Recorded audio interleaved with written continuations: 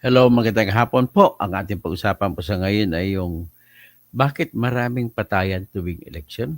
At itong eleksyon na ito po ay hindi rin po nagkakaiba sa mga nakaraang halalan. At sa ngayon po, ang pinakahuli na maaaring maging insidente ay maswerte lamang tayo at hindi po natuloy, pero tinitingnan na parang yung yung pinatayan ng ilaw, yung rally nila ni Attorney Harold Despicio doon sa isang barangay sa bayan ng Reina Mercedes sa Isabela, ay yung pala nakita nila na sa mataas na bahagi may mga nag-inuman doon at may grupo doon, nakagrupo nila ng kalabang mayor. At may mga pulis doon at mga armadong tao. Yung pala, signal pala yun, yung pagpatay ng ilaw at babarilin ng sniper fire. Si Mayor Alvin Oy, kandidato pagka-mayor, Mayor Alvin Oy, at saka yung siya mismo, na kandidato pagka-vice mayor. So, wala na ba talaga pag-asa nitong Pilipinas? Bakit gano'n na lang lagi? At kung tutuusin mo, ano ba yung hahabulin mo sa pwesto ng pagka-mayor? At bakit ka papatay ng tao dahil lang sa pwesto sa pagka-mayor? Nagiging masama na talaga yung ugali natin mga Pilipino pagdating po sa politika. Ang problema po kasi, yung sistema natin ay nagbibigay po ng malawak na pagkakataon, maluwag at malawak na pagkakataon para sa mga politiko para kumita. So lahat po ay gustong kumita. Yan na po ang pinaka-problema natin. Kaya kailan kaya tumatigil? May ginagawa naman ang COMELEC pero hindi po sapat. Ibig sabihin, something has to be done. Gumawa tayo, mag-isip tayo ng pamamaraan na bago. Paano bang gagawin natin para matigil yung tinatawag na patayan? At iyan po ay ebidensya po yan na hindi ginagamit ang confidential fund. So ngayon, sino ngayon ang hindi gumagamit ng confidential fund? Isa lang po ang ibig kong sabihin dito. Ang Philippine National Police ay hindi gumagamit ng confidential fund. Bakit? Kasi po hindi nyo malalaman nyo lang may planong pagpatay ng patay ng tao. Akalain mo naman sa bayan ng Rizal sa Cagayan, si Mayor Roma, nagkakampanya tapos sniper pa. Ganun po katindi. Ibig sabihin po, kayo po na mga pulis ay walang kwenta po kayo. Ikaw, Marbil, mag-resign ka na. Ikaw, General Torre, investigation ka pa naman. Criminal investigation and detective group. Wala kang na-detect na crime. Wala kang na-investigate na mga parating na intelligence group ninyo. Wala man lang nag-gather na ano. Dapat alam nyo na yan sa tuwing election sa Pilipinas po ay automatic na yan na mga Pilipino po ay talaga sadyang swapang pagdating sa pwesto. At mga politiko na yan ay dapat binabantayan nyo na yan bawat isa ang galaw nila. Dapat po ay hindi nyo na sila pinapabayaan, hindi nyo nilulubayan. Gumagastos kayo ng pera sa intelligence fund para bantayan ang lahat ng politiko. At dapat po ay lahat ng politiko po ay bigyan ninyo ng gwardiya na pulis. Bakit? Bakit kung kailan na mag-request sa kanyo bibigyan? Kasi bakit? Kung may pulis po kasi ng mga escort mga yan, ay hindi po sila gagalaw na mag-iisip na magpapatay ng tao. Hindi sila magpapakita ng baril ng mga guns nila. Kaya dapat po, PNP Chief Marbil, Brigadier General Nicolas Torre, kung talagang magaling kayo, nag-graduate kayo sa academy, bakit hindi nyo isipin yan? Total, meron naman kayong confidential fund. Hindi mo ginagamit, Mr. Marbil, ang confidential fund mo. Maraming namamatay. Ano bang klase ito? Dapat, kung ako ang police chief, alam ko na, ina-assess ko na ang source of crimes. Kagaya niyan, politics. Meron akong mapa niyan kung saan ang politics ay mainit dumadarating. Actually, paulit-ulit nga lang yan, patayan na yan. Sa kung ano probinsya nangyayari, doon pa, gagaya ng Abra, paulit-ulit yan. Cagayan Valley, paulit-ulit yan. May patayan dyan. Masbate, sa Nueva Ecija. Saan pa? sa mga farm region, mga politiko dyan, mga magkakapatid, mga magpipinsan, nagpapatayan dahil lang sa pwesto. Dapat alam nyo na yan. Tapos, lagi lang kayo nalulusutan. Anong klase? Tapos, alam nyo na dapat ang pwesto ng mga opisina na kung saan ang mga opisyal ay madaling naging biktima sa patayan. Kagaya niyang Registry of Deeds, marami po ang may problema sa lupa. At nagdudulot minsan ang kanilang corruption kasi dyan, nagdudulot yan ng mga tao na desperado na wala ng ibang solusyon na nakita kundi magpapapatay. Pakinggan nito, buti na lang at maagap maswerte sila ni Attorney Harold Despicio dito sa bayan ng Reyna Mercedes.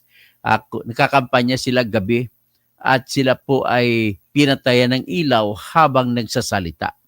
So ito ngayon, papakinggan natin si Harold Despicio. Dapat sana hindi na mangyayari yung ganung mga bagay. Kailan pa kaya titigil yung eleksyon natin na walang patayan? So siguro matitigil lang yan kung ang mga pulis mismo ang nagiging maayos. Kung ang pulis ay hindi maayos, tumatanggap pa rin sa mga sindikato, yun po ay hindi talaga matitigil lang yan. Kaya pakinggan nyo yung salita ni Attorney ilaw na tao. Mayor Alvin Win, Attorney Harold Despicio, merong bintana. Okay meron na bintana sa harap ng stage na doon na nakapisto yung mga sinususpetsa nila na papatay sa kanila. Nag-speech ang kanyang kandidato pagka-mayor, pagkatapos nag-speech din siya, pagkatapos na napatayan, pinatay ang ilaw. Ngayon, sinasabi niya, pak, narinig na siya ng pak. Ibig sabihin yun po, pagbagsak ng circuit breaker. Pak, nagsipatayan, namatay yung ilaw, natakot na lahat. Posibleng pagpatay kay Mayor Alvin Win, Attorney Harold Despicio. Merong bintana mula sa taas direkto, pababa, papunta sa mga nag-i-speech sa harap. Andito na kami ngayon sa headquarters ni Mayor Alvin Win. Kailangan naming umalis sa aming meeting de avance kanina. Kailangan naming tapusin pagkatapos lamang ng speech ni Mayor Alvin Win at speech ko.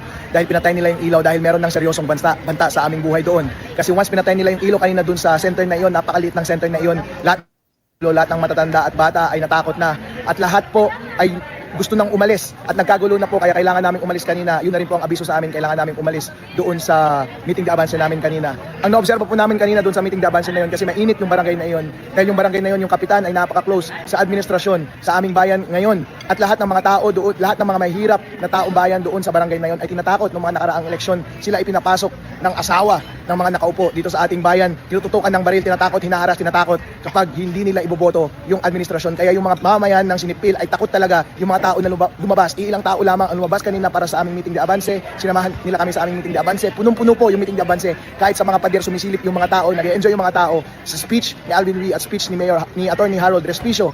Ang malaking alalahanin lamang kasi kanina ay doon sa center, ay sa likod noon merong opisina ng barangay doon na mataas, at sa taas nakikita na may mga nagiinuman na tao.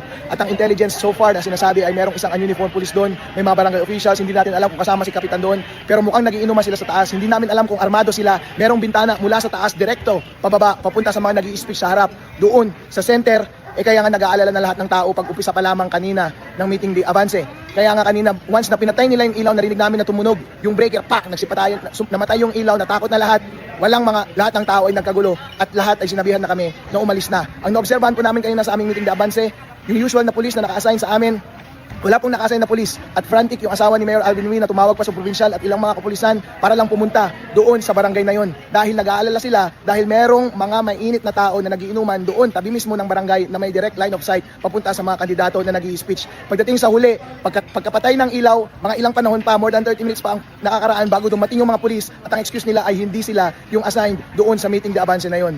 Ang alam po dito sa ating bayan, napakainit po ang contest ni Mayor Alvin Wee at ni Attorney Harold Despicio dito sa aming bayan. Grabe po ang takutan, grabe po ang tutukan ng baril ng mga nakaraang eleksyon, grabe po ang harassment. Kaya yung totoong takot laban sa buhay ni Mayor Alvin Wee, laban sa buhay ni Attorney Harold Despicio ay totoo po. Kaya po, hindi po satisfied ang taong bayan sa delayed na response ng mga pulis. More than 30 minutes bago sila dumating, going into 1.5 hours na papunta ng meeting de avance. Saka lang sila dumating hanggat nga hinintay pa na mapatay yung breaker bago magkagulo ng lahat at bago kami tanggalin doon sa lugar na yon para lamang maging ligtas ang lahat ng ating mamamayan, maging ligtas ang buhay ni Mayor Alvin Uy, buhay ni Atty. Harold Respicio at higit sa lahat, ang buhay ng mga matatanda at bata. Lahat po dapat tayo ay hindi masaktan.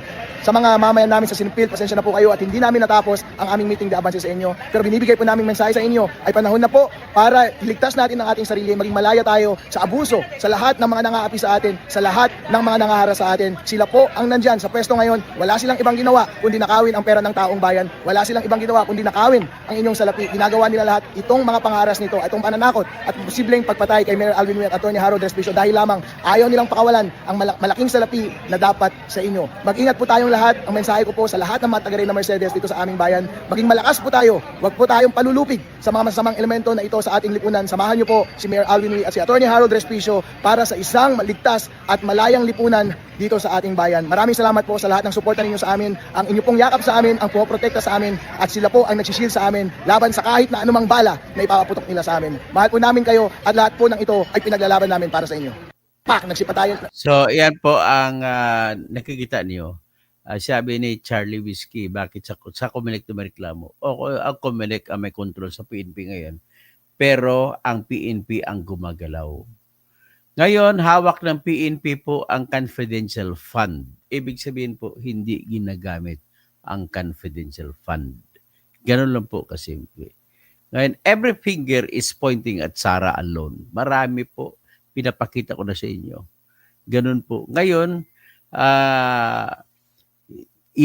pinapalabas natin dito para mapukaw ang damdamin nitong PNP kasi hindi nyo ginagamit ang confidential fund niyo para malalaman kung saan po ang mga potensyal na patayan na mangyayari. Ngayon, nais ko lang din sagutin si Marivic Medina.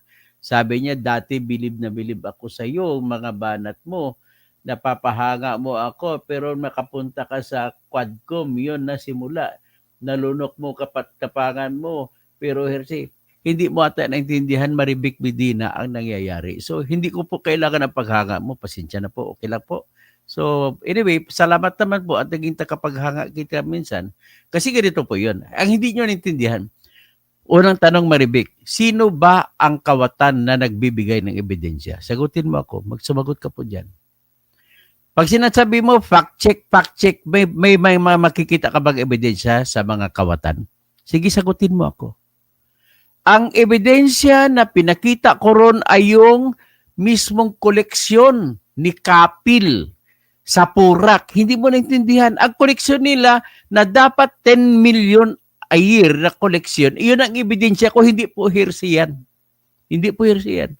Sila mismo nagsasabi na 10 million ang dapat kolektahan ang halaga ng building po sa Lucky na South 99 ay nasa 10 million ang kada taon na real property tax na buwis.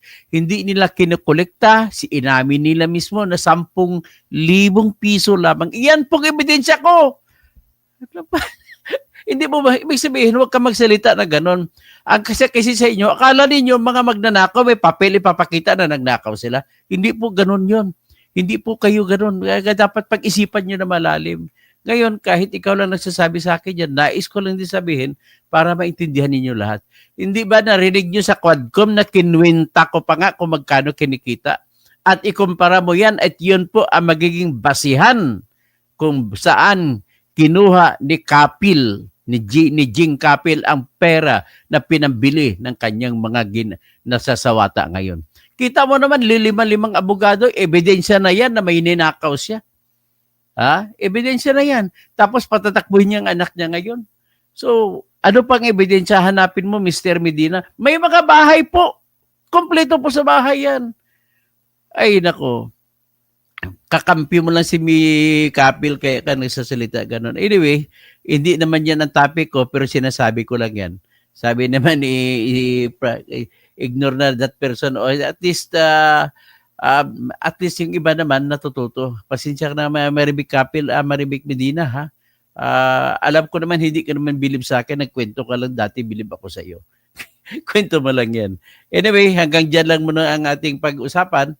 Ang aking panawagan lang sa kay Philippine National Police Chief, uh, General Romel Marbil, wag po kayo magmayabang. This is a big evidence na ang confidential fund para sa Philippine National Police ay binubulsan nyo. Kaya nananawagan ako sa Quadcom, imbestigahan nyo ang pulis. Ipakita, tawagan sila kung resibo. Sigurado ako pag hiningian nyo resibo, mga napakaraming magellan dyan, napakaraming Merigris Piatos na ebidensya. Kasi ganun po ang kalakaran sa intelligence, sa confidential fund. Hindi po kayo nagbibigay ng resibo na totoong pangalan ng tao na nakatanggap. Hindi mo na dapat tinanggap yan, tinawag ng confidential fund kung ibubulgar mong tao. At saka maling-mali po yon nung ginawa ng House of Representatives na mag-imbestiga na naka-live stream. Dapat mag-imbestiga sila sa loob lang ng kwarto na sila lang. Kasi bakit? Malalaman na ngayon ng rebelde. Malalaman na mga target na terorista kung sino-sino, kung saan napunta yung pera. Hindi wala man lang kayo delikadesa sa kakayahan ng bayan natin, ay pwede matumba yung bayan natin sa pagbubulgar ninyo. Ang mga ahente po na binibigyan ng pundo para magtrabaho, maghanap ng ebidensya at mangharap ng mga kung ano-ano, mga kagaya yung kay Marwan, ang nagbigay ng impormasyon para sa bomber na si Marwan kung saan namatay ang SAF-44, nilusob nila at namatay, nakuha nila si Marwan. Pero kapalit ay 44 na SAF ang namatay. Kapalit po ng milyon-milyon po ang binigay na pera dyan sa kasama ni Marwan para ibigay informasyon kung saan si Marwan. Sa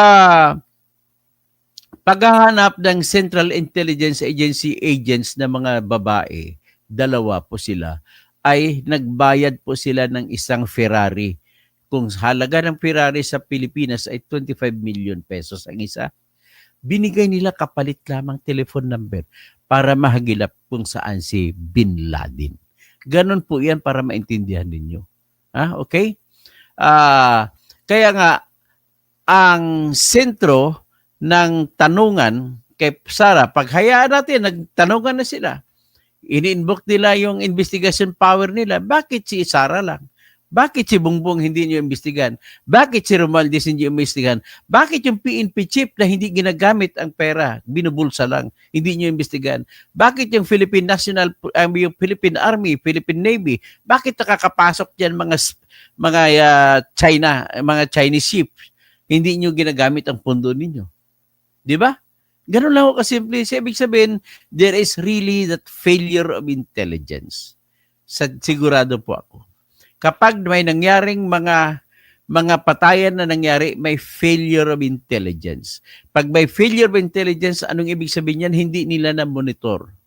Pag hindi nila monitor, bakit nila monitor? Kasi po yung pera pa na ginagamit, panggastos para pag-monitor, ay hindi niyo ginagamit. Binubulsa po ninyo.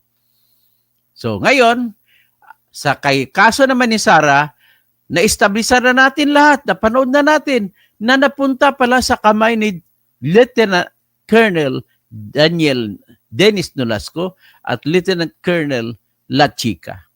Bakit natigil ang tanungan doon sa kanila? Hindi na nagtanong ang committee ni Joel Chua. Bakit hindi sila nagtanong sa mga military officer? Binigay nyo ba kay Sara Duterte yung pera na natanggap ninyo? Dapat sana mga ganon ang tanong. Di ba? Bakit walang nagtanong? At andun sa oras na yun, sa huling hearing nila, nandun si Sara Duterte, bakit hindi nagtanong si Joel Chua? Tapos inakusa, unfair naman yan kay Joel Chua. Unfair kay si Sara Duterte. Unfair naman sa kanya na pinagtatawanan siya. Ako na, naniwala naman ako noon. Inaantay ko yung investigasyon na lalalim. Hindi, hanggat doon lamang. Hindi na ninyo pinatawag. Sa ngayon, ang katwiran ninyo ay hindi niyo pinigalawin ang Armed Forces of the Philippines. Ngayon, anong ginawa ng Armed Forces of the Philippines? Nag-anunsyo sila na isasabitin nila sa court martial yung 2 kernel, si Nolasco at saka si La Chica. Ano mangyayari niyan? Natural, maraming insidente mangyari dyan sa sinisiguro ko dahil po ako experience ako na court martial lawyer. So, experience ako, hindi pa ako natalo dyan sa court martial procedures dyan. Marami na akong kliyente ng mga sundalo na naipapanalo.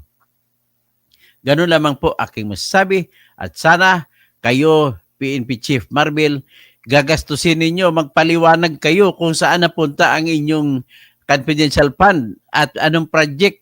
Project for project lang tayo. Huwag na yung detalyado kasi confidential nga yan. Kung ang project ninyo, anong nangyari sa project? Yan ang susundin natin. Ha? Mr. Marbil, magpaliwanag ka kahit na project for project basis lang. Anong project? Number 1, nag-successful ba? Hindi. Mag-general explanation na ano ginawa ninyo. Ganun lang kasimple. Mag-state kayo magkano ginastos sa isang project. Huwag nyo ilagay ang pangalan ng mga ahente. Huwag nyo ipalagay ang pangalan ng mga resibo ng mga tao kung sino nakakuha. Ilagay nyo lang na may respeto sa nakatanggap. Ganun naman yun. Tapos kung umupo pa kayo ng bahay na para gagawin safe house, ay huwag ninyong ilatag ang buong pangalan. Ganun po ang dapat na trabaho. Ibig sabihin may failure of intelligence. Marami na pong mga patayan na nangyari sa eleksyon ito. Ang kumilik hanggang kumilik control sila pero ang nagtatrabaho mga pulis. Maraming salamat po.